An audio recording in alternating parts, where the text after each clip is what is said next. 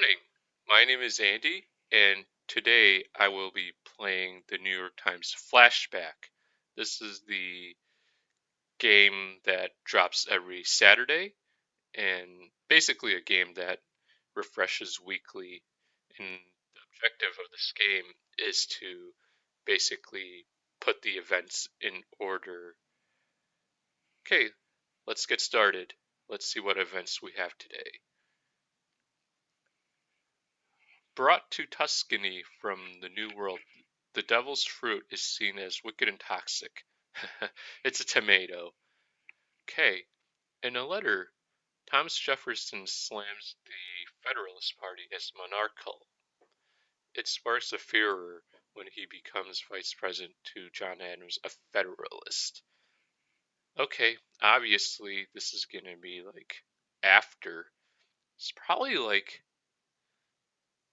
the is it like 1800 or like kind of close? Somewhere, something like that. Yeah, I think it's like 1800, I'm gonna guess. Maybe a little before, but that would be my guess. 1796, okay, that seems right. China's guarded silk monopoly unravels when two monks are said to smuggle silkworm eggs to Constantinople, helping the Byzantines learn to make silk. Okay, I mean, this was probably like way before. I mean, that's when you had the Silk Road and everything, right? Shoot, when was it? Was that like in the BC era or is it like after?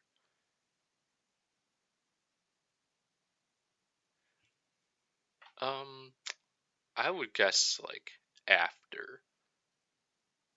I don't remember when exactly. 552, so it's a little after. Okay.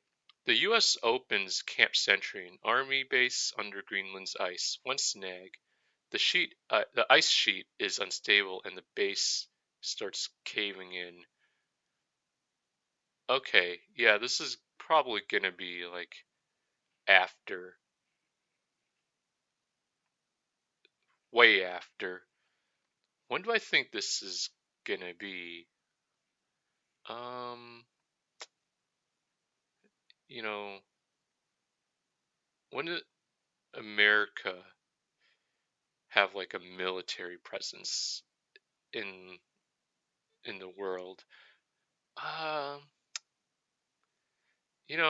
I would guess probably sometime in the early 20th century. It seems like probably either either like early 20th century or like mid 20th century. Oh, 1960, so it was a lot later. Okay, the Love Boat debuts, making cruises trendy. The show's trademarks, flashy atriums, big musical numbers, become popular on real ships. Yeah, I mean, it seems like the time around the time, you know, when reality TV was like a huge thing, and like all these game shows started popping up. I mean, by the looks of it, I would think it's after 1960, but I don't know when exactly. I would have to guess sometime in like the 70s or like in the 80s. Yeah, that would be my guess. 1977. Okay. Nikola Tesla invents the Tesla coil, a high voltage lightning machine that can transmit energy wirelessly. Even Mark Twain stops by to check it out. Huh, wow, that's really cool.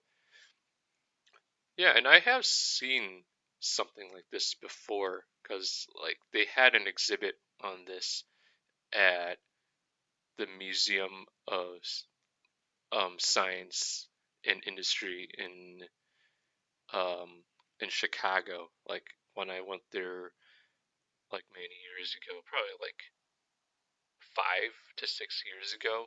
when I checked it out. Yeah, it was definitely a sight to see. Uh, so I'm pretty sure like this. Yeah, this is definitely going to be in between these two events. Probably it's going to be in the 19th century. Uh, Nikola Tesla, he was alive around the same time as Edison, and I would say is also like a contemporary of Thomas Edison. And Mark Twain was also alive, so it's got to be like 1850s if I had to guess.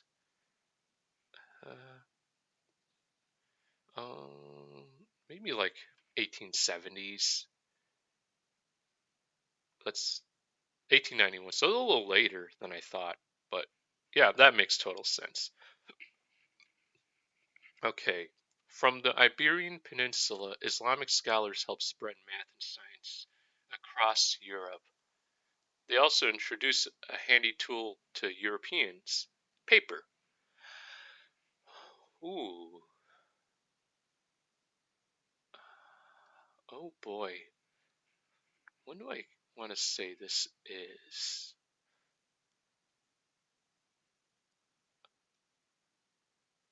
This seems like it might be like a really long time ago. Paper. Um, Islamic scholars.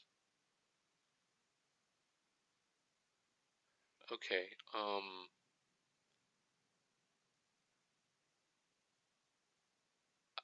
I mean, obviously, this was like before they had the printing press, before that was invented by Gutenberg, like in the 1500s. Um, I I don't know if it's before, like in the BC era. Like my guess would be between like these two events from Iberian Peninsula. I mean, I think this is the time when like you know when Islam was like kind of a huge part in like Spain and Portugal, and it eventually spread to like the northern parts of Africa. So countries like that's why countries like Morocco have like an Islamic influence. You know what I mean?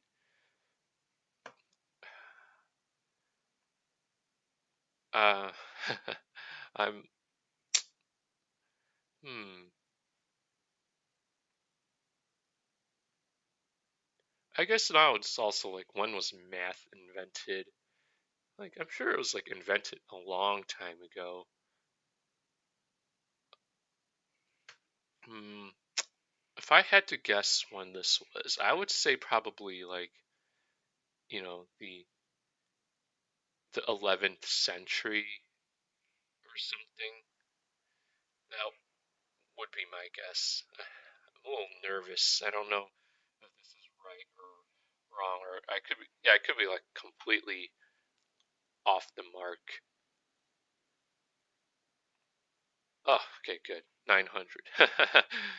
Alrighty. Mount Tambora erupts in Asia.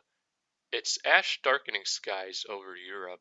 The gloomy weather inspires Mary Shelley to write the spooky story Frankenstein. So I think this was when, if I'm not mistaken, this was like also known as the darkest year in like ever because of the eruption. I think Mount Tambora is in Indonesia, and then its eruption basically like made the whole world dark. With the smoke casting a cloud over the entire world. Like that's basically like known as the darkest year ever. Or I don't remember what it's called exactly, but it's something along those lines. And then Mary Shelley wrote Frankenstein around It's between these two. And I've read Frankenstein before. I read it back when I was in high school, and I really enjoyed the book. And they do have an upcoming adaptation of Frankenstein actually by Guillermo del Toro, so that's gonna be interesting. Uh, yeah, I would say it's safe to say it's between these two events. Uh, as far as when, I remember it being like the early 19th century. That's what I would guess. 1815. Yep, I was correct. Alrighty. The Montgolfier brothers, who run a paper business, launch a piloted hot air balloon in Paris in aviation first. It flies 6 miles in 25 minutes. Okay. Hmm. Hot air balloon. Hmm. That's cool though. Flies 6 miles in 25 minutes. That's interesting.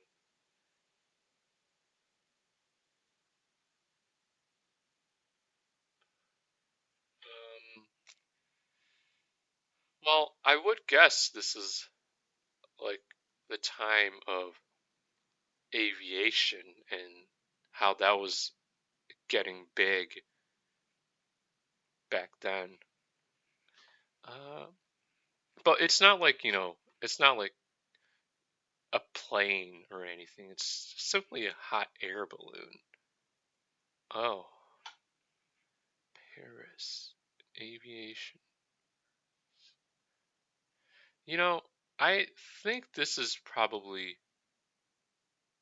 sometime between 91 and 15. Uh, hmm. What would I want to guess this is? Hmm. Yeah, usually the last event is usually the hardest one to actually figure out. Um, well, Gaultier brothers run a paper business. Launch a piloted hot air balloon in Paris. Aviation first. Fly 600 or 6 miles, 25 minutes. Yeah, I mean that just seems like the standard for how fast a hot air balloon could go. Like those are pretty slow. So it's like, not 100% sure.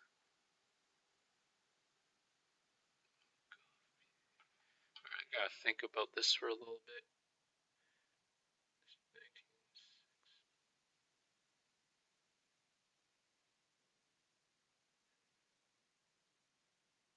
I mean, I would say it's between these two events. I mean, I guess this is. I've not seen Around the World in 80 Days. Well, actually, that's written by Jules Verne, right?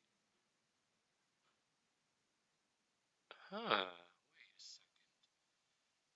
Yeah, and Jules Verne was alive around, like, yeah, this time.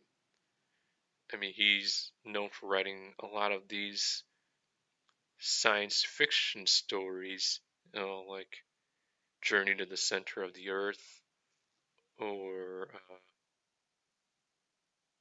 something. What's the other one? That's the well-known one, 20,000 Leagues Under the Sea. Like, yeah, I mean, I would say it's somewhere between here. Like, I guess this is kind of like based off of that, or like,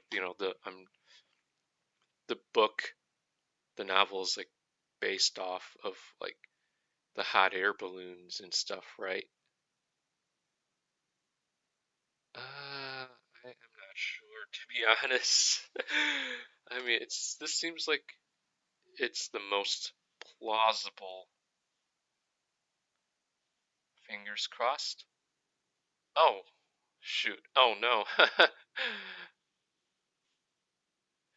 Yeah, I'm always getting the last one wrong. It's kind of frustrating.